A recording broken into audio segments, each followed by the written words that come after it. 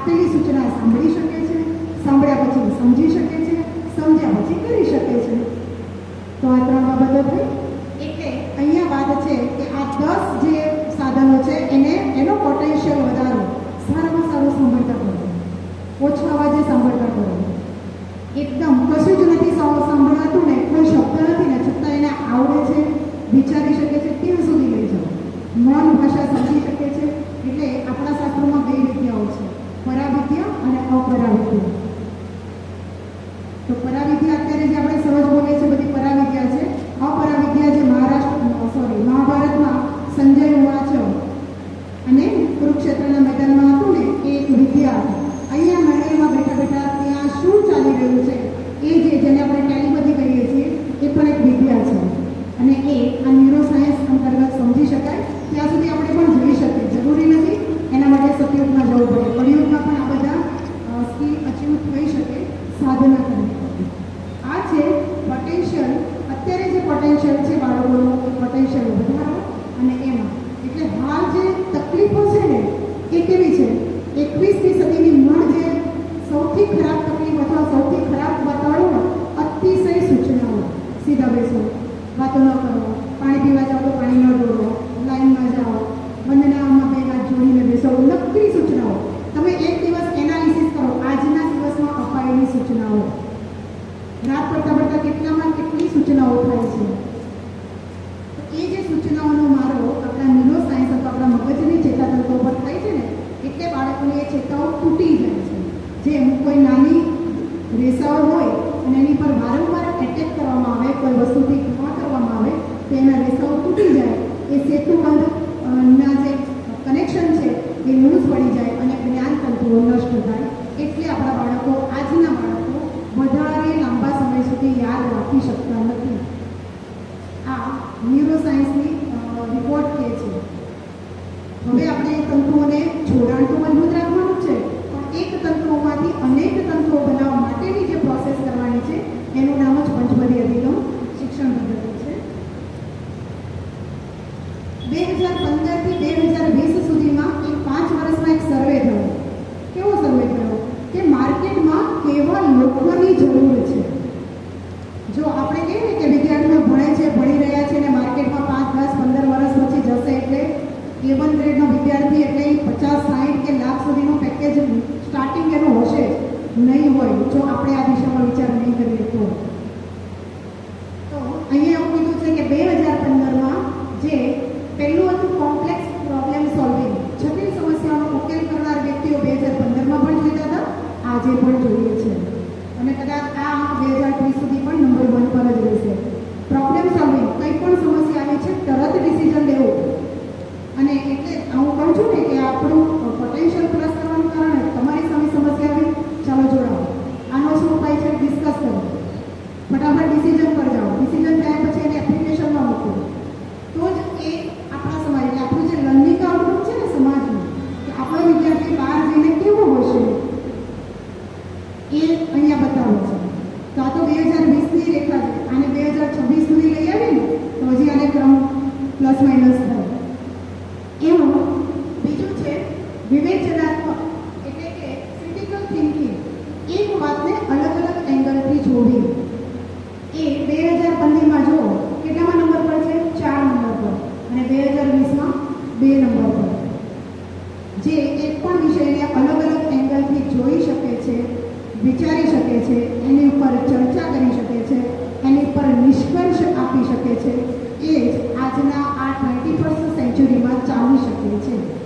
એટલે સવારે મેં એક નિવેદન કર્યું હતું કે જો આપણે એઝ અ ટીચર અથવા તો આચાર્ય અથવા શિક્ષક તરીકે ચોક એન્ડ ડસ્ટરમાં જીવવાના હોય તો પ્લીઝ તમે આ ક્ષેત્રમાં એન્ટ્રી જ ન કરતા, કેમ કે આપણે પ્રોડક્શન આઉટ કરવાનું છે.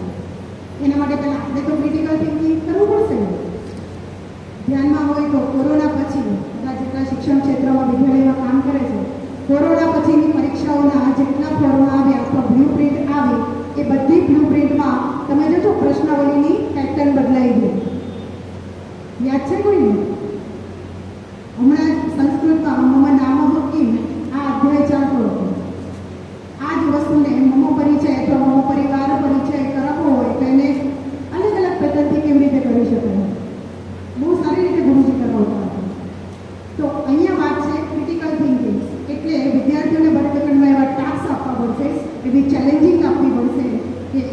જાતે રસ્તો કરી શકે છે કે કેમ.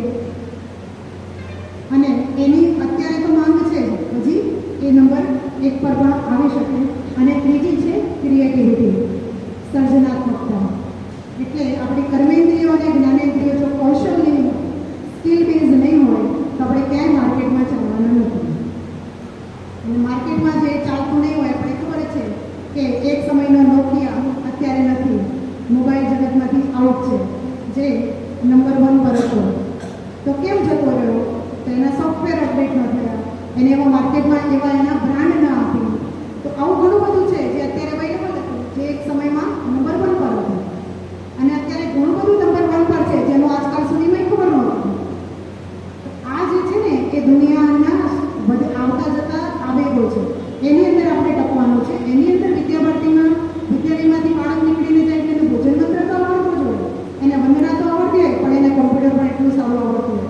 એને કોઈ કંપનીના 10 સીઈઓની અથવા તો 10 ચેરપર્સન એનો ઇન્ટરવ્યૂ લેતા હોય ને, એક પછી એક પ્રશ્નનો જવાબ એને આવડતો હોય. આટલું ટેલેન્ટેડ નીકળે ને તો આ બધી પરીક્ષાઓમાંથી પાસ થાય. એટલે આ બધા એક સર્વેના અને એક રિસર્ચના પણ વિષયો છે. આ આજની યુગને અથવા આજના સમાજને જોઈએ છે.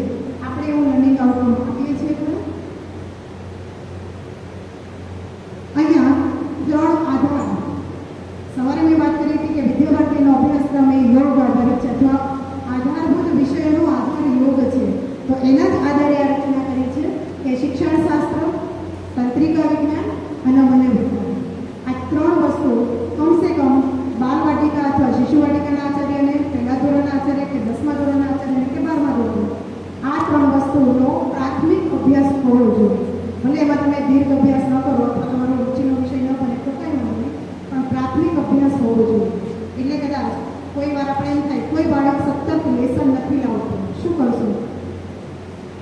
શું શિક્ષા કરશું? તો એનું મનોવિજ્ઞાન જાણવું જોઈએ, એની પાછળના કારણો જાણવા જોઈએ. એટલે એક મારો પ્રત્યક્ષ અનુભવ છે. એક વખત વિદ્યાલયમાં ધોરણ 3માં એક વિદ્યાર્થી હતો. એના કક્ષાચાર્ય હતા એ નાના, એટલે નાની એજના દીદી હતા, એના લગ્નને એવું નહોતા થયા. હવે સ્વાભાવિક છે કે આપણે તો સાડી પહેરીને જ વર્ગખંડમાં ભણાવવાનું હોય, અને નાના ધોરણમાં પ્રકૃતિ વધારે હોય એટલે માંડ સાડી સચવાતી હોય, અને એમાં બાળકો ક્યાંક આ બાજુથી સાડી ખેંચે, ક્યાં પેલી બાજુથી ખેંચે. એમાંનો એક વિદ્યાર્થી, એને કંઈ પણ કરવું હોય ને, એને પેશાબ માટે જવું હોય, પાણી પીવું હોય, કંઈ પૂછવું હોય, એટલે આવી રીતે સાડીનો છેડો ખેંચે, આમ ખેંચે.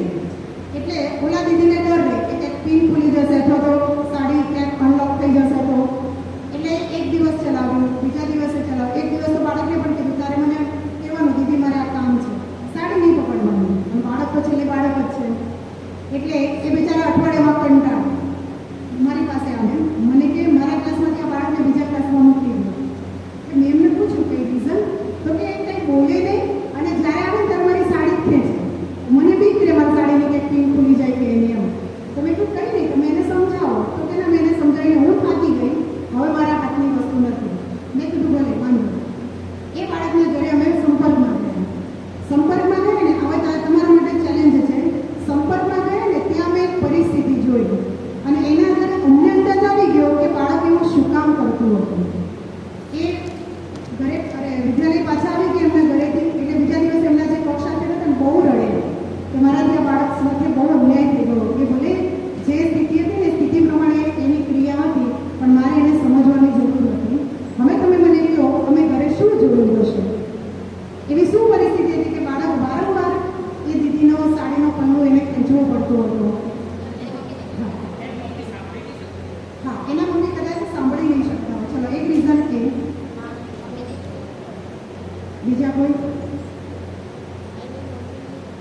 આ જ ક્રિટિકલ થિંકિંગ છે. વિચારો એવી શું સિચ્યુએશન હશે કે એ બાળકની કૃતિ આ હતી? બધાને બોલો.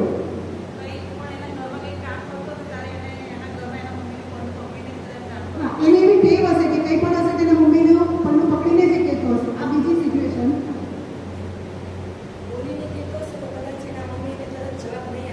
હા, એ એની વાત વ્યક્ત કરતો હશે, પણ એના મમ્મી કદાચ ન સમજી શકતા અથવા એને પ્રત્યુત્તર નહીં મળતો હોય, એટલે ઈશારાથી અથવા તો એક સિગ્નલથી કામ કરતો હશે. હજી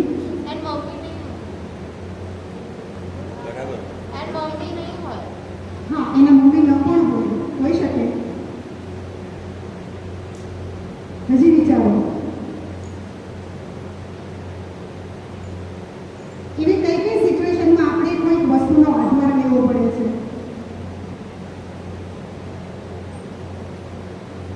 યાદ આવે છે? હા.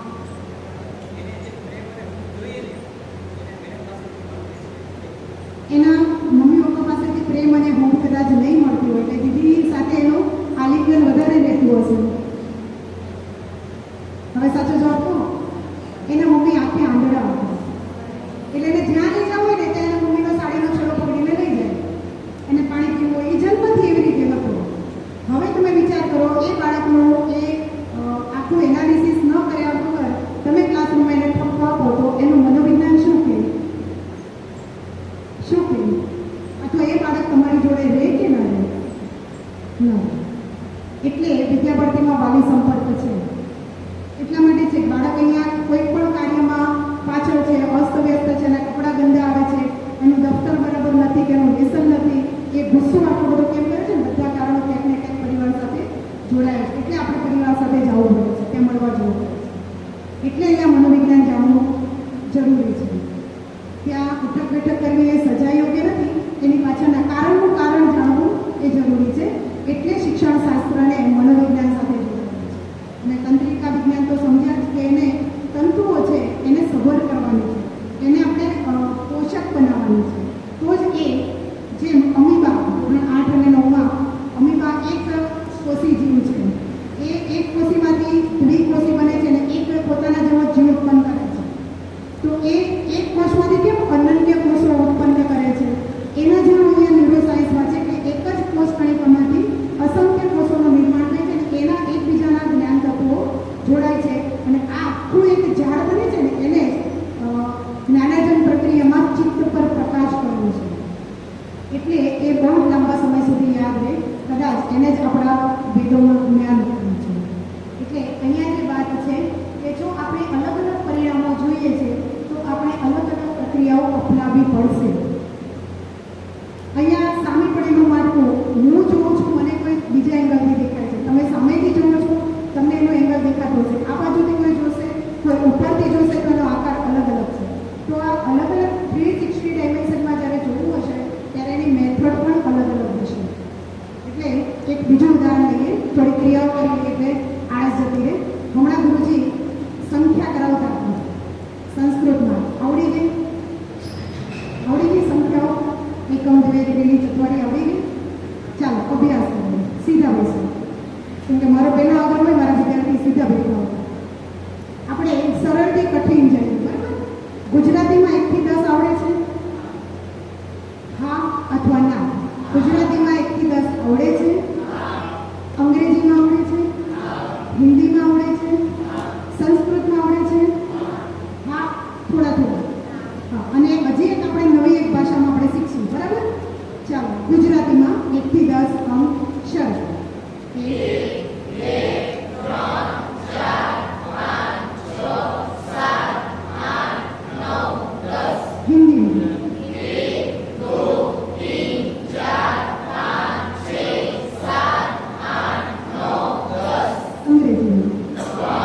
2, 3, 4, 5, 6, 7, 8, 9, 10. સંસ્કૃતમાં જેને જેટલું આવડે એટલું.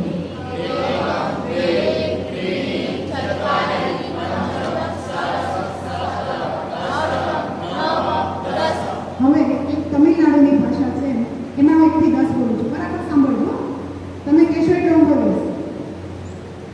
ક્યું? બોલો. અક્કર, રન્ન, મુન્ન, નાલ, અંજ, આર, સત્ત, અઠ્ઠ, ઉનપત, પત્ત. ફરીથી બરાબર સાંભળજો, હા? પછી તમારે બોલવાનું. અક્કર, રન્ન, મુન્ન, નાલ, અંજ, આર, સત્ત, અઠ્ઠ, ઉનપત, પત્ત. બોલો.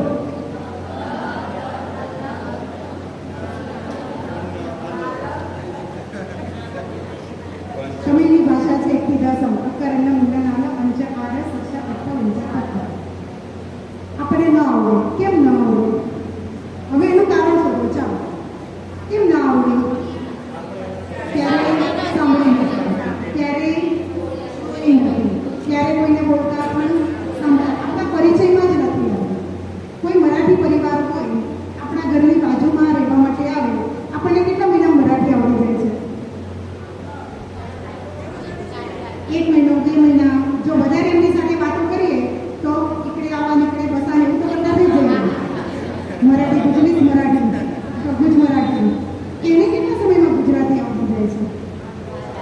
બહુ ઓછા સમય, કેમ કે ગુજરાતી સરળ ભાષા છે. આપણે રાષ્ટ્રીય શિક્ષણ નીતિમાં ત્રિભાષી સૂત્ર કીધું છે. એક માતૃભાષા, રાષ્ટ્રભાષા, અન્ય ભાષા. આમ અન્ય ભાષામાં હવે અંગ્રેજી અન્ય ભાષા નથી, એ કમ્પલસરી ભાષામાં આવે. તો ત્રીજી ભાષા ભણાવવાની આવશે ને તો કોઈ એક ભાષા શીખવી પડશે. શીખવા માંડો ગુજરાતીના વિષયવાળા, ગણિતવાળાને પણ શીખવી પડે એવું નથી. તો આવી રીતે બીજી ભાષાઓ શીખવી, કંઈ નહીં તેની જોડે વાતો કરવી જેવી આવડે એવી.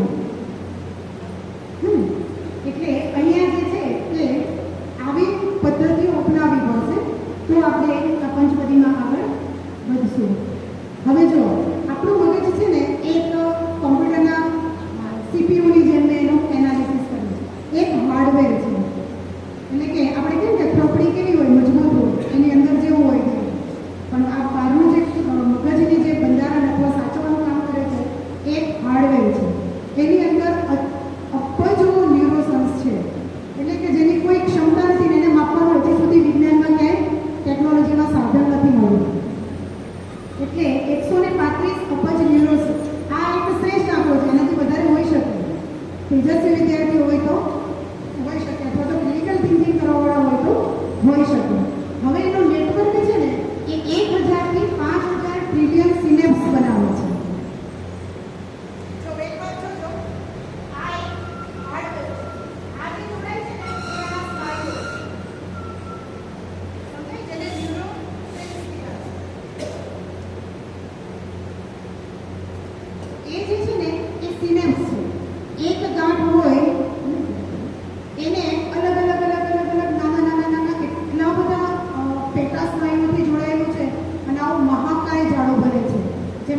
ગેલેક્સીઓ કેમ બનતી હોય, અસંખ્ય તારાઓનો ઝુંડ, એમ આપણામાં અસંખ્ય સિનેપ્સના ઝુંડ.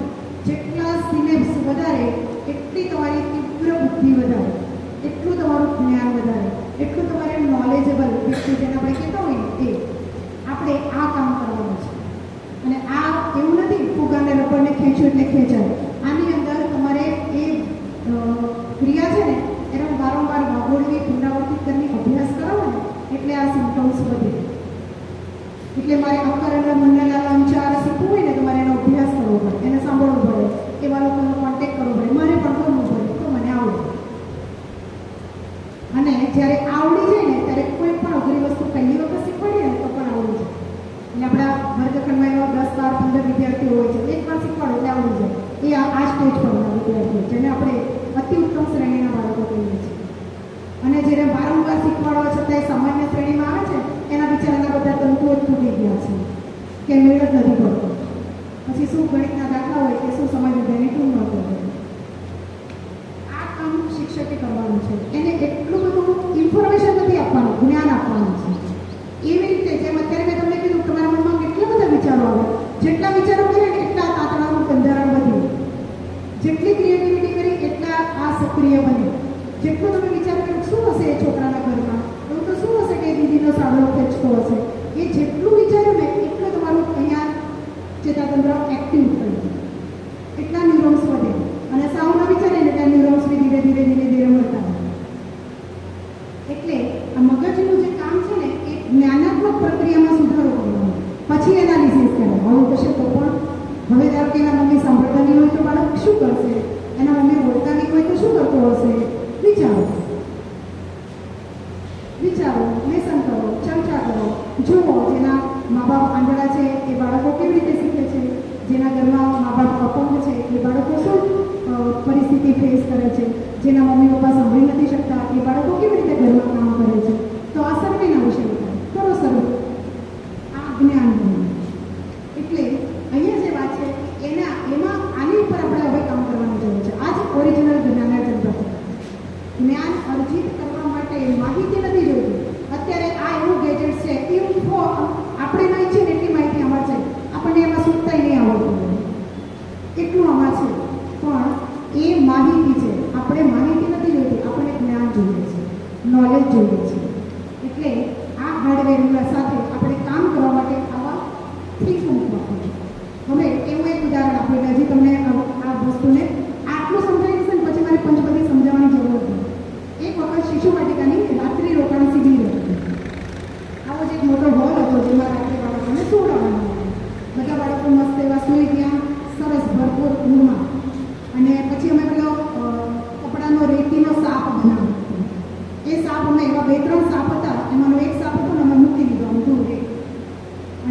બાળકોને ઉઠવાનો સમય થયો એટલે ધીરે ધીરે થોડો અવાજ કર્યો અને લાઇટ ચાલુ કરીને એટલે એક બે બાળક ઉઠ્યા, આમ તેમ થયું.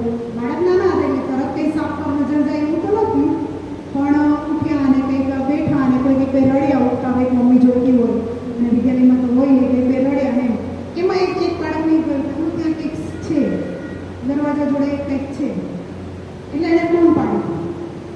એમાં જ 50% તો હોલની વાત બૂમ પાડી દેવા સેની બૂમ પડી હજી નથી ખબર, અને 50% બાળકો હોલની વાત. હવે રહ્યા 50%, જેને આપણે સાહસિક બાળકો કહીએ. હવે 50%માં બે ચાર નેતૃત્વ કરી હોય ને એ ગયા. આમ થોડું કામ કેવાય ડિસ્કસ કરે, ત્યાં સાપ પડશે ને કે જો ચીતો છે કે મરી ગયો છે, ઓરિજિનલ છે કે નકલી છે, એના મનમાં જે આવ્યું હોય તે. પછી એટલામાં અમે એક બે લાકડી બી મૂકી દીધી, કોઈ છોકરા લાકડીથી આમ વટાડવાનો કે કોઈ પ્રયોગ કરે છે કે તેમાં એક નીકળ્યો લીડર નરેન્દ્રજી, લાકડી લઈ આવ્યો આમ જેમ નેચર મારી દીધી. પછી એને ખબર પડી ગઈ હા પાકું આ કંઈ સાપ નથી, અથવા સાપ છે તો મરેલો છે. એને મસ્ત લાકડીમાં ચડાવ્યો અને ફર્યો અને વિદ્યાલયમાં અમારી આગળ કીધી મેં સાપ પકડ્યો. એ જિંદગીમાં સાપ પકડી શકે કે ન પકડી શકે, આ ડર એનો નીકળી ગયો. આ ન્યુરોસાયન્સ છે. તમે વિચાર કરો એ પરિસ્થિતિમાં કદાચ 200 બાળકોમાં એ પોતે આટલું સાહસ કરે, એની પાછળ કીધે ના અમે સાપ પકડ્યો કરતી કરતી. પછી મેં એ લોકોને જ વાતે અમારું ત્યાં ચીડિયા કર્યું હતું ને એમાં પહેરાવી દીધું. અને જેટલી વાર આવે ને એટલી વાર હજી બી આવે ને તો એ સાપ જોવા જાય છે કે આ સાપ અમે પકડ્યો હતો. મેં તો ઓરિજિનલ પકડી લાવો. હવે તો મોટા થઈ ગયા બાળકો. એટલે એ જે પ્રક્રિયા છે ને એ આપણે એવી પરિસ્થિતિઓ સહજ કરવાની છે. આખી જે જ્ઞાનાર્જનની પ્રક્રિયા છે ને કર્મેન્દ્રિય, એની સાથે જ્ઞાનેન્દ્રિય, એની સાથેના કારક તત્વો જેમ કે ઘ્રાણેન્દ્રિય, નાક છે તો શ્વસેન્દ્રિય, એની સાથે જે આપણું મન, બુદ્ધિ, ચિત્ત, અહંકાર જોડાય છે ને એનો આ પથવે બને છે. યોગ્ય ડિઝાઇનમાં જ જેને આપણે કહેતા કે પાણીના સ્ફટિક બને પહેલે ક્રિટિકલ, જેને આપણે ડાયમંડ કહીએ છીએ ને એની યોગ્ય રચનામાં ગોઠવાય છે ને એટલે એ ડાયમંડ છે.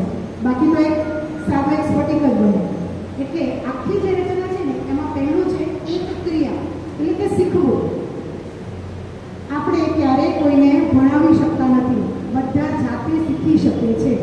એટલે એ ક્રિયા છે શીખવું. અલગ અલગ રીતે એટલે કે વૈવિધ્યપૂર્ણ શિક્ષણની પ્રક્રિયા થાય તો એ અલગ અલગ એંગલથી શીખી શકે. અને આવી રીતે જ્યારે અલગ અલગ એંગલથી શીખવે એટલે એ એના પાથવે છે ને એ દ્રઢ થાય અને એનું બંધારણ મજબૂત થાય, એના કનેક્શન મજબૂત થાય, જેને આપણે સ્મૃતિની રચના કહીએ છીએ. અને સ્મૃતિ બને ને એ હંમેશા દીર્ઘ જ હોય. શ્રુતિ અને સ્મૃતિ સાંભળીને યાદ રાખેલું, યાદ રાખેલું. અને જ્યારે સ્મૃતિ બને ને એને જ આપણે પાક્કું થઈ ગયું એવું કહેવાય. હવે મને ગમે ત્યારે તમે પૂછો મને ઘડી આવડે, હવે આ વસ્તુ તો મને આવડે જ, મારે એની કોઈ તૈયારી કરવાની જરૂર નથી. આવા જેટલા સ્ટેટમેન્ટ છે ને એ બધી આપણી સ્મૃતિ છે. હમણાં જ કેવું આવડે, આમ તમારે જે જોવું હોય એ જોવું પડે ને, એ હજી પથ્થર પાકા નથી થયા, રસ્તા પાકા નથી થયા, એટલે આપણે અભ્યાસ કરવો પડે છે. પણ રસ્તા પાકા થઈ ગયા તો તમારી સ્મૃતિ બની ગઈ, અને જેની સ્મૃતિ બની જાય ને એ અધ્યયન શાસ્ત્રમાં આગળ વધે. હવે એના ગુરુની જરૂર નથી. એટલે યાદ કરો કોણે ગુરુની પ્રતિમા રાખી અને બાણધારી બન્યો હતો? કઈ પોસ્ટમાં આવી ગયો હતો? સ્મૃતિની પોસ્ટમાં. એને ગુરુનું સ્થાન જોઈતું હતું, પણ ગુરુ શીખવાડે એવી કોઈ અપેક્ષા નથી, એટલે પછી એ જાતે શીખે. અને એ જાતે શીખે ને એટલે પછી એ ગમે તેટલા એ વિદ્યાઓ હોય, એની કલાઓ હોય, એની આવડતો હોય એનામાં આવે. એટલે અહીંયા ગુરુ શિષ્યનો જે સંબંધ છે ને એ ખાલી ગુરુનું 20% કામ, એટલે એને ક્રિયા સાથે જોડાવી દો. પછીનું જેટલું છે ત્યાં ખાલી ગુરુનો હાથ રહે, એનો આધાર રહે, એનું વાતાવરણ રહે, ગુરુ એની સાથે ન રહે. એટલે પંચપદીમાં 80% કામ વિદ્યાર્થીએ કરવાનું છે, 20% કામ આચાર્યએ કરવાનું છે. આપણે 20% કામ જ કરીને આપણું પાઠ્યપુસ્તક એને શીખવવાનું છે.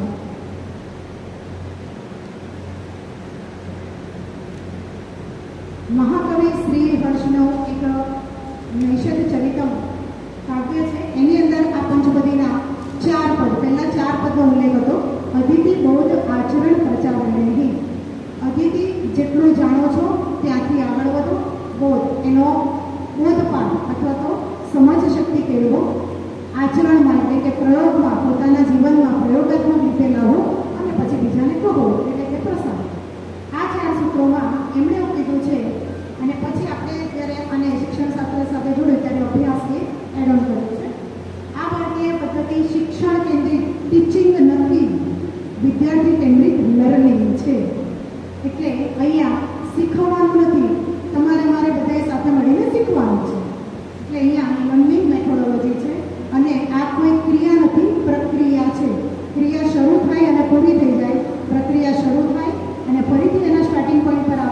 ફરીથી બીજો પથ્ય બનાવે, ત્રીજો પથ્ય બનાવે, એમ એનું પથ્ય વધતા જાય, એનું જ્ઞાન અર્જિત થતું જાય. એટલે આ કોઈ ક્રિયા નથી, પ્રક્રિયા છે. જ્ઞાનારોહણના પંચપદીના 5 પદ નીચેથી શરૂ કરીએ તો અતિથિ સ્વીકાર કરવો, મને આટલું આવડે છે અથવા મને આટલું સમજાય છે, આટલું સ્વીકાર કરીએ એટલે આપણે પહેલા ચરણમાં આવી જઈએ. બીજું છે એનો બોધ, હા મને સમજાય છે પણ હજી મને અનુભૂતિ નથી થઈ. એટલે શિશુવાટિકામાં એક વિજ્ઞાનનો પ્રયોગ છે. અહીંયા 2 બાલદીમાં પાણી ભરેલું છે, બાલદી સ્ટીલની છે. હવે હું પૂછું કે આમાં કઈ ડોલમાં ગરમ પાણી છે ને કઈ ડોલમાં ઠંડુ પાણી છે, કેમ ખબર પડે? અંદર હાથ નાખીએ એટલે ખબર પડે કે પાણી ઠંડુ છે કે ગરમ. એટલે બાલટી અથવા ડોલ દેખાય છે, અંદર પાણી છે પણ દેખાય છે. બહુ ગરમ પાણી નહીંતર વરાળ દેખાય તો પણ ખબર પડે, પણ પાણી પણ ગરમ છે. એટલે દેખાય છે પણ અનુભૂતિ નથી. અનુભૂતિ તો ત્યારે થશે ત્યારે હું પાણીને અડીશ અથવા ડોલમાં હાથ નાખીશ. આપણે ઘણી વાર કહેતા હોય તો ઘણા લોકોને અનુભવ થયો પણ હશે અથવા સાંભળ્યું પણ હશે, હીટર આવે પાણી ગરમ કરવાનું, જોયું છે ને? હા, પાણીની અંદર હીટર મૂકીને પછી ચેક કરીએ તો શું થાય? હીટર ચાલુ હોય તો શું થાય? જ્ઞાન તંતુઓ સતેજ થઈ જાય. શું થાય? પથરે થઈ જાય. અને આપણા વાળ કેવા થઈ જાય? જ્ઞાન તંતુઓ બહાર પણ આવી જાય. તો અહીંયા અનુભૂતિ ત્યારે થાય એટલે કરંટ લાગ્યો એની વ્યાખ્યા કોને ખબર પડે? જેને લાગ્યો હોય એને. આપણે એમ કહીએ કે આ પ્લગ છે ને આંગળી નાખો ખબર પડે. આ એને જેને નાખી હોય ને એ જેને સારી રીતે શીખવાડી શકાય. તો અહીંયા એ જ વાત છે, અનુભૂતિ થાય ને તો જ ખબર પડે કે ગરમ પાણી કોને કહેવાય, ઠંડુ પાણી કોને કહેવાય. ત્રીજું અભ્યાસ, વારંવાર અભ્યાસ કરીએ એટલે આવડે. અહીંયા અભ્યાસનો અર્થ છે પુનરાવર્તન. ભાષાઓમાં શીખવું હોય, સ્પષ્ટ થવું હોય, સારામાં સારું સંસ્કૃત સંભાષણ શીખવું હોય તો તમે બોલતા શીખી જાઓ. સ્પોકન ઇંગ્લિશ, સારામાં સારું ઇંગ્લિશમાં સ્પોકન શીખવું હોય, અંગ્રેજી સંભાષણ, તો એની સ્પીચ ચાલુ કરી દો, આવડી જશે. એ ક્યાંય મેં સવારમાં કીધું હતું વ્યાકરણ ક્યારેય પહેલાં આવડતું નથી. 3 વર્ષના બાળકને ક્યાંય પુલ્લિંગ ને સ્ત્રીલિંગ ને નપુંસકલિંગ ને ક્રિયાપદ ને આ ને તે નથી ખબર, છતાં એની મમ્મીને જઈને એમ જ કે માં મને પાણી પીવું છે. સમજાય છે ને? અહીંયા ક્યાંય વ્યાકરણ નથી, છતાં એને ભાષા આવડે છે. એટલે ભાષાના 4 સોપાન છે. પહેલાં સાંભળો, પછી બોલો, પછી વાંચો અને લખો. LSRW, listening, speaking, reading and writing. એટલે અહીંયા વાત એ છે અભ્યાસ, પુનરાવર્તન કરો અને જ્યારે પુનરાવર્તન થઈ જાય ત્યારે એને પ્રયોગમાં મૂકો. જોઈ જુઓ એકવાર. હીટર મૂકો, પાણી ગરમ કરો. હવે કરંટની અનુભૂતિ કરવી જ છે, નાખો હાથ, ખબર પડે કરંટ કેવો હોય. પછી કયો તમ તારે જેને કેવું હોય એને કે જો કરંટ આવી રીતે લાગે તાર કરવો છે અનુભવ, ચાલુ કરાવો. તો આ છે એ પ્રયોગ અને પ્રસાર સુધીની. એટલે આ તો બહુ સહજ ઉદાહરણ છે, પણ આપણા જ્ઞાનને સમાજ સુધી લઈ જવા માટે જે આપણે અર્જિત કરીએ છીએ એનું પ્રસાર છે. આમ 5 પદ એ છે. એટલે આને બહુ સારી ભાષામાં કહીએ તો અતિથિ એટલે એની જો વ્યાખ્યા કરીએ તો જ્ઞાન કે શિક્ષણનો યથાતય સ્વીકાર, અને એ કે મેં સાંભળ્યું છે, જોયું છે, પણ હજી સમજાયું નથી. હા, સાંભળ્યું, મમ નામ શર્મિષ્ઠા, સાંભળ્યું. હું વારંવાર અભ્યાસ કરીશ તો વિસર્ગ નહીં બોલે, અભ્યાસ કરવો પડે. સાંભળ્યું છે, સમજાયું છે, પણ જોયું નથી. ચાલો એક પ્રયોગ કરીએ. બરાબર સાંભળજો, સીધા બોલશો. એક વખત એક રાજસ્થાનનો વિદ્યાર્થી એક મધ્યપ્રદેશનો વિદ્યાર્થી રાજસ્થાનમાં ભણવા માટે જાય છે. ત્યાં એના જે ક્લાસમેટ હોય છે, રૂમ પાર્ટનર, એ આ મધ્યપ્રદેશના વિદ્યાર્થીને ખીજવતા હોય છે. हमारे राजस्थान में तो ये है, हमारे राजस्थान में वो है, एमपी में क्या है. 3-4 દિવસ તો આના કેપેસિટીમાં એણે સહન કર્યું. એક દિવસ એનો કારો છટક્યો એટલે આજે તો હવે રાજસ્થાનવાળાને બતાવી દેવું છે. એટલે એણે એક કોયડો એમની સામે મૂક્યો. એ કોયડો હું તમારી સામે મૂકું છું. એણે રાજસ્થાનના વિદ્યાર્થીઓને એવો પ્રશ્ન પૂછ્યો, हमारे यहाँ એટલે કે મધ્યપ્રદેશમાં, हमारे यहाँ बोलते को बोलता बोलते हैं, आपके यहाँ उसको क्या बोलते हैं. આ પ્રશ્નનો જવાબ તમારે મને પ્રશ્ન પૂછવાના છે. જો તમારા પ્રશ્નનો જવાબ મને આપવા જેવો યોગ્ય હશે તો હું આપીશ, બાકી હું ના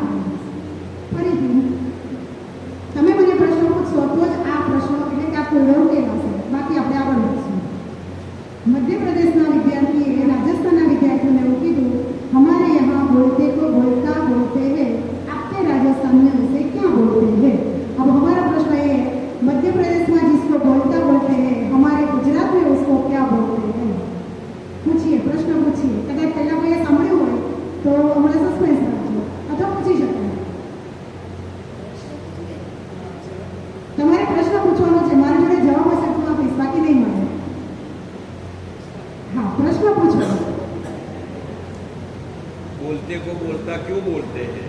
उसको तो बोलता ही बोलते हैं. જો આના માટે હજી એક એક્સરસાઇઝ ધારો કે હું અહીંયાથી કોઈ વસ્તુ હાથમાં લઉં છું, બરાબર? મારી મુઠ્ઠીમાં કંઈક છે, શું હશે?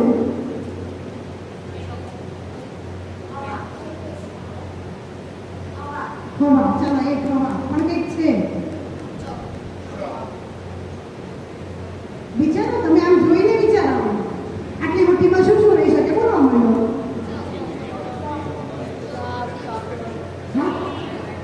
ચોકનો નાનો ટુકડો, ઇરેઝર, કાગળનો ટુકડો. હા, બોલો મને. બોલો મને. તમારા પથ્થરે બને છે. આપણે તો બુદ્ધિ ક્ષમતા જ વધારવાની છે. હા, પેટી. હા, રિંગ. રિંગ, વીટી.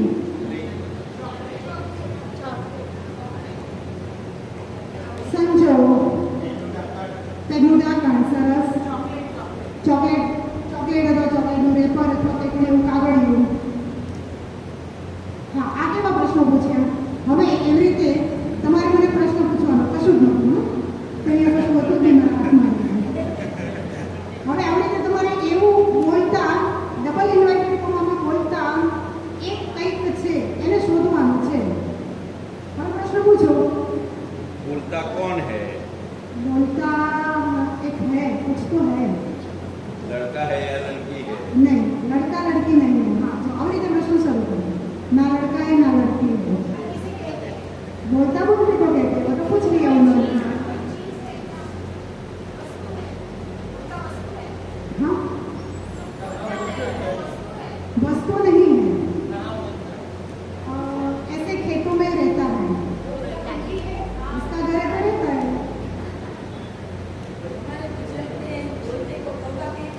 नहीं, नहीं, कौवा नहीं है. वो खेतों में रहता है. पेड़ पे थोड़ा उड़ता है, थोड़ा बैठ जाता है, थोड़ा उड़ता है, बैठ जाता है. नहीं, मोर नहीं है. हाँ? वो करता है, लेकिन मुझे वो समझ में नहीं आता, इसलिए मैं बता नहीं सकती वो कैसा बोलता है. नहीं, नहीं, नहीं. પૂછો એનો રંગ કેવો છે, ઉડી શકે છે, પ્રાણી છે, પક્ષી છે, જીવજંતુ. बोलता खाता क्या है? खाता क्या है? आकार पंख है लेकिन पक्षी नहीं है. खाता क्या है? खाता छोटे छोटे जीव जंतु खाता है और हरी सब्जी में ज्यादा दिखने मिलता है.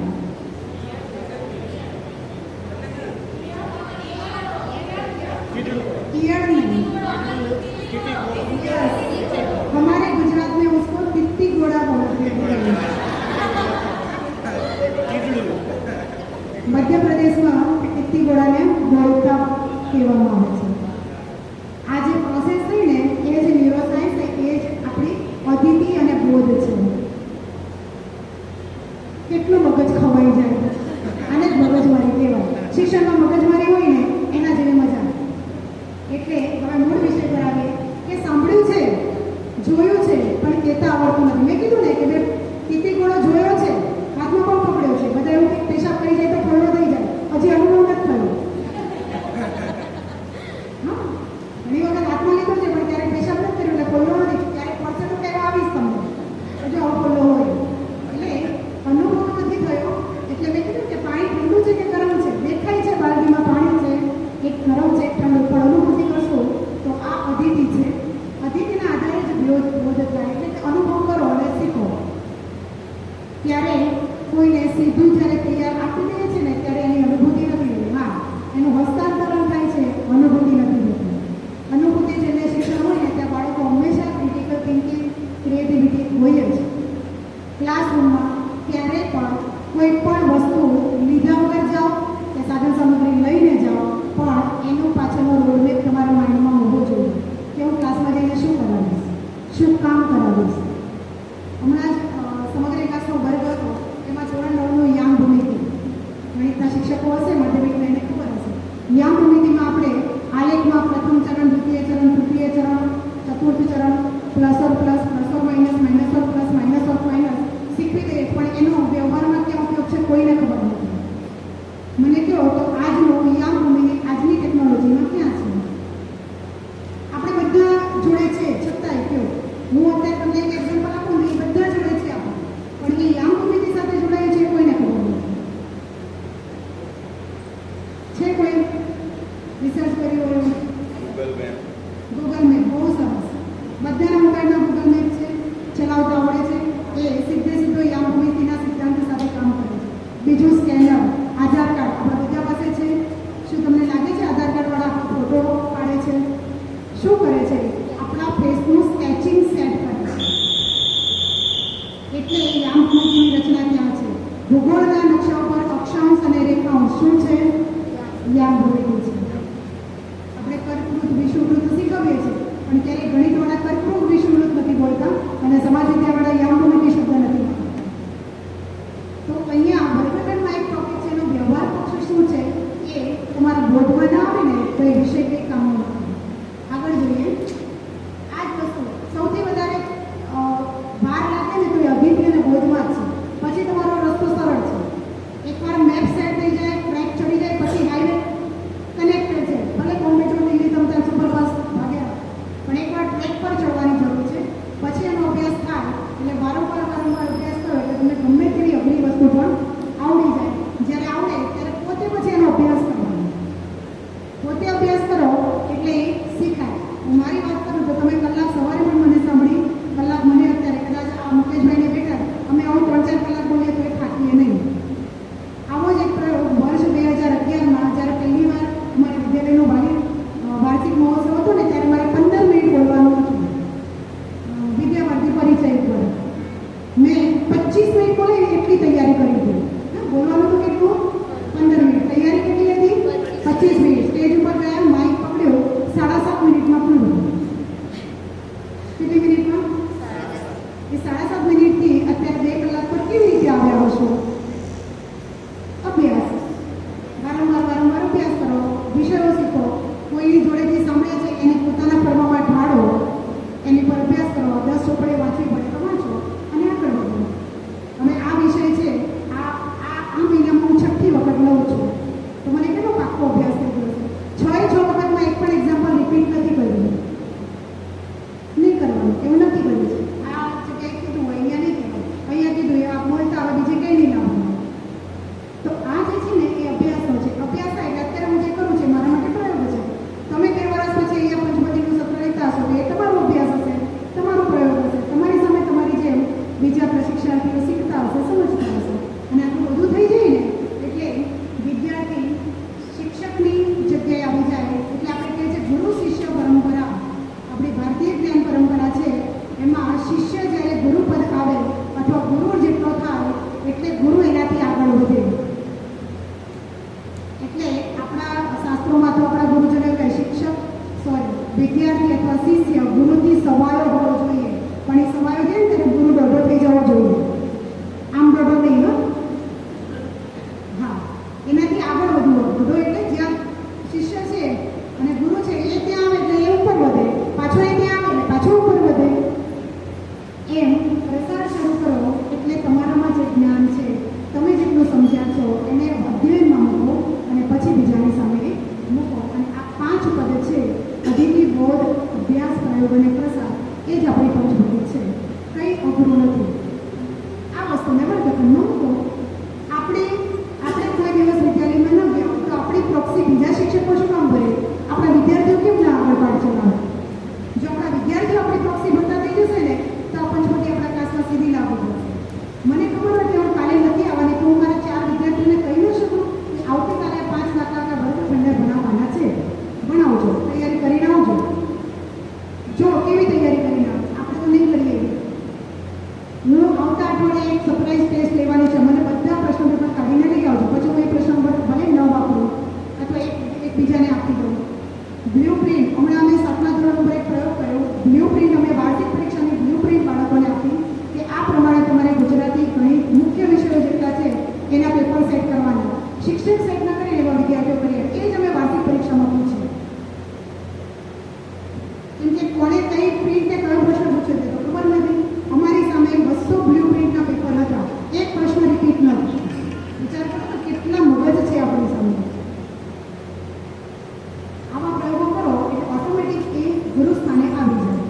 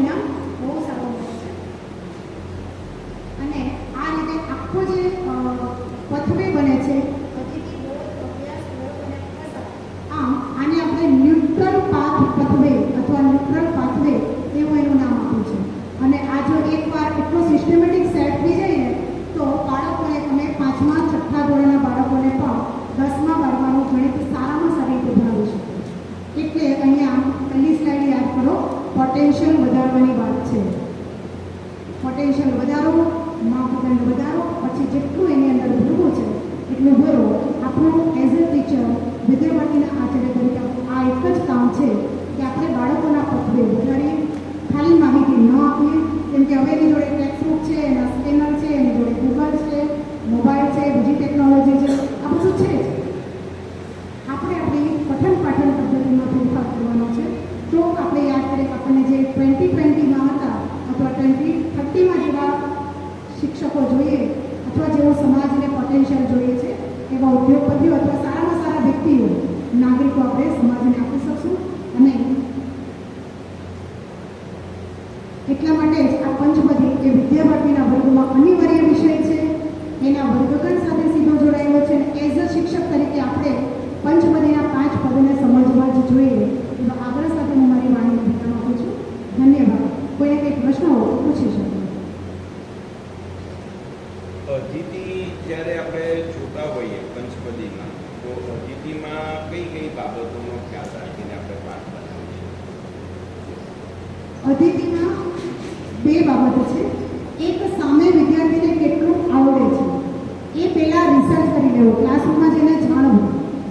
એના આધારે મારે એને માહિતી અથવા કંઈ પણ વિષય વસ્તુ શીખવવી છે તો હું કયા કયા અલગ અલગ એંગલથી શીખવવી, એવી લગભગ 4 થી 5 મેથડો આપું છું. ઉદાહરણ તરીકે આજે મેં સવારે ઉદાહરણ આપ્યું હતું, મારે કોઈ રાજકીય વાહન વ્યવહાર શીખવવો છે તો મેં પહેલાં ખાલી સંવાદ પ્રક્રિયાથી શીખવ્યું, પણ એમાં 5 બાળકોને આ વસ્તુ સમજાવી નથી. હું બીજા દિવસે જ્યારે ક્લાસરૂમમાં જઈ ત્યારે મારી પદ્ધતિ બદલાશે.